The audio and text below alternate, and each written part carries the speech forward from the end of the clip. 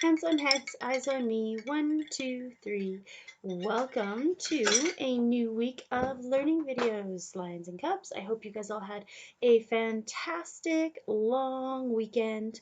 Hope you got outside and enjoyed the sunshine and maybe played in the rain a little bit. I got some gardening done at my house and found out a lot more about insects for you. So let's get started. This week we're going to be talking about butterflies and bees, and we have a few questions that we'll answer. I'll read a book, we'll do our calendar, and then in the next video I will have a butterfly craft for you. So you will need some black construction paper if you have it, and chalk. Pastels would work well. Okay?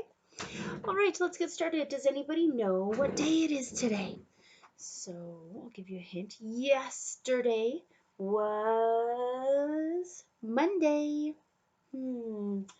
Sunday, Monday, Tuesday, Wednesday, Thursday, Friday, Saturday. What day is it today? Right. It is Tuesday. Tuesday, May. Let's count and find out. 1, 2, 3, 4, 5, 6, 7, 8, 9, 10, 11, 12, 13, 14, 15, 16, 17, 18, 19. Yes, it is Tuesday, May 19th. Wow, we're getting very close to the end of May. We have one more birthday coming up next week to celebrate this month, and then that'll be it for May birthdays. Okay, friends, let's introduce our new letters. Cubs, your letter is the letter V. V. Vase of violets. V. Making sure that your teeth are touching your lip and they make that kind of vibrating feeling, and it makes your lip go tingly and tickly. So, vase of violets. V. Got it. When you write the V, just like that. V. Vase of violets. V. Got it. All right, lions. Our digraph is going to be SH. Shh. Okay, so we'll put those two letters together to say shh. SH says shh. All right, find some words or some things that start with shh. Maybe a ship, a shoe. What else? Oh, you could think of some words too that end like fish or wish. All right, so beginning or ending with this letter sound. Shh. Okay, let's answer some questions. So, I had a question. What do insects eat? It depends on the insect. So it depends what it is. Some insects eat plants, others drink nectar, some eat seeds and grass, wood, blood, like mosquitoes, right? Trash. Insects like ants and flies eat trash and garbage, things like that. All right. Another question was, do bugs hibernate? And yes, many of them can. Butterflies actually create a chemical in their blood that acts as antifreeze, and so then they don't freeze. But butterflies are also unique in that different varieties of butterflies hibernate at different times, whichever is best for their particular life cycle. So some of them hibernate as caterpillars, some hibernate in their pupa stage, which is like in their chrysalis, and some hibernate as full-grown butterflies, and they hide underneath pieces of wood and bark and things like that, and so then they hibernate like that. And then when it warms up, their blood starts moving again, and then they can get up and off they go. Ladybugs and many beetles. Ants, I know for sure. Last year, last year, I think it was, we tried to start an ant farm. So we had all the stuff inside this little plastic case, and then we just had to go find some ants. So we went out, found an ant hill, and tried catching ants, and you'd be surprised at how much harder it is than you'd think, because they're so fast. And we're trying to get them without getting a bunch of dirt, because the stuff that was inside the ant farm was this gel instead of dirt. So it could feed them, and they could tunnel in it and survive for a while. So we had to try and catch all these ants, and they were crazy fast. It was really hard to get them into the little containers that we were trying to catch them in. We had these little vials or little test tubes and film canisters and all these little tiny containers that we were trying to get them to run into, and then closed right away so they couldn't get out. And then when we got them home and tried to put them into this skinny little container that had the gel that they were supposed to live in, was nearly impossible, until we thought, let's put them in the fridge, the ants. So we stuck the containers into the fridge and waited a little while, and they got cold, and then they kind of stopped moving, or stopped moving so fast. And we were like, ooh, I don't know what's gonna happen. But we took them out, and as they were cold, we poured them into their new little home, and as they warmed up, they got back up and kept on moving. So the cold, often with some insects, they just go into a little bit of a sleep or a shutdown kind of mode, and they stop moving so fast. Okay, all right. Last question for today. How do caterpillars become butterflies? Now, this is interesting. So they start out as an egg, and then they hatch into a caterpillar or pupa, caterpillar. They grow, they eat and grow, and they shed a little bit, and they grow bigger, and then they turn into their pupa or chrysalis. Now, a butterfly in this stage is called a chrysalis, but a moth in this stage is called a pupa, okay? Or a cocoon, actually, I should say. They're both pupas.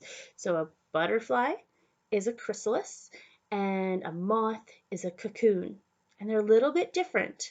So a butterfly, as it goes from being an egg to a caterpillar to its pupa, or to its pupa, it's actually like their skin gets really hard and crystallizes around them, so we call it a chrysalis. The moth, on the other hand, egg, caterpillar, pupa, they actually spin a cocoon out of silk around themselves.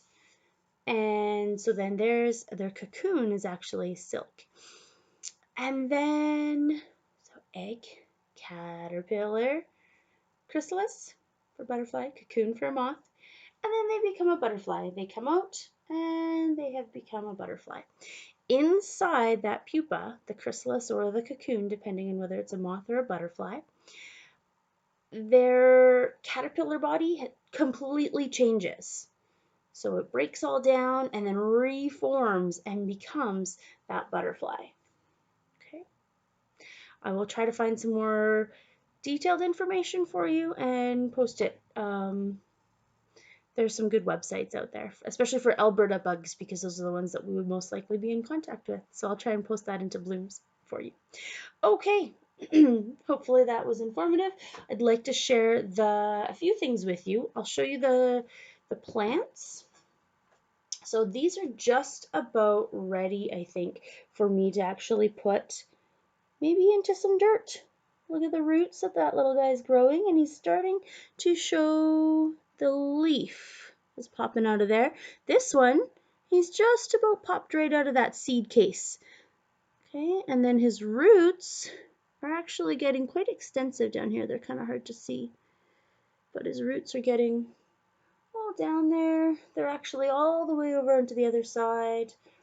And then this guy doesn't seem to be doing quite as much, but still has some roots, has got a little stem going on there, a little sprout, and should be popping out of that seed casing soon.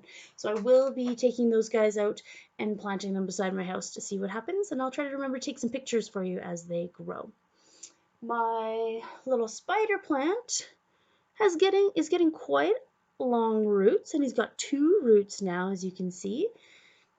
So I can kind of pull him out, okay?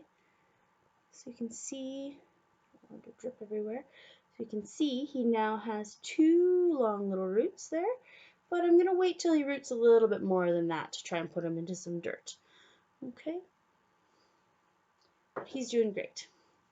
And our caterpillars. I did post some pictures on the weekend here of, I think it was Saturday and Sunday I posted pictures.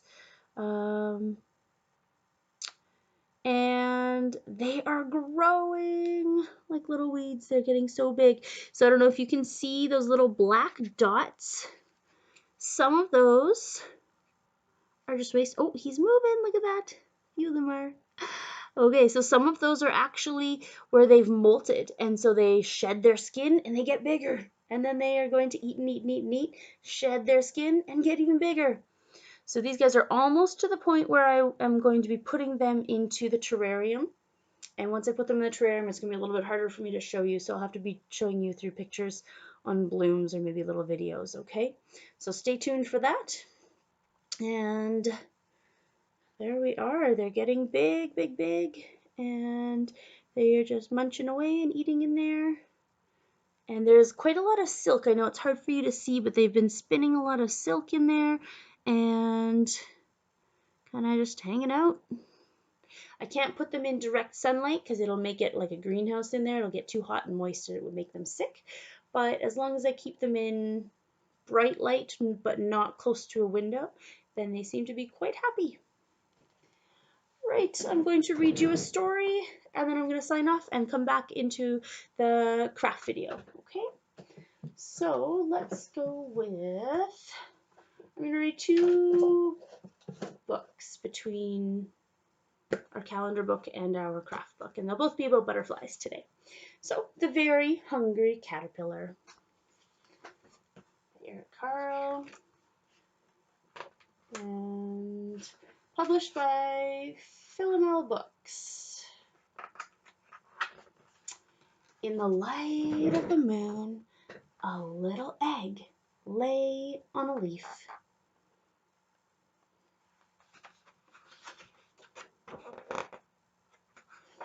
One Sunday morning, the warm sun came up and pop! Out of the egg came a tiny and very hungry caterpillar. He started to look for some food.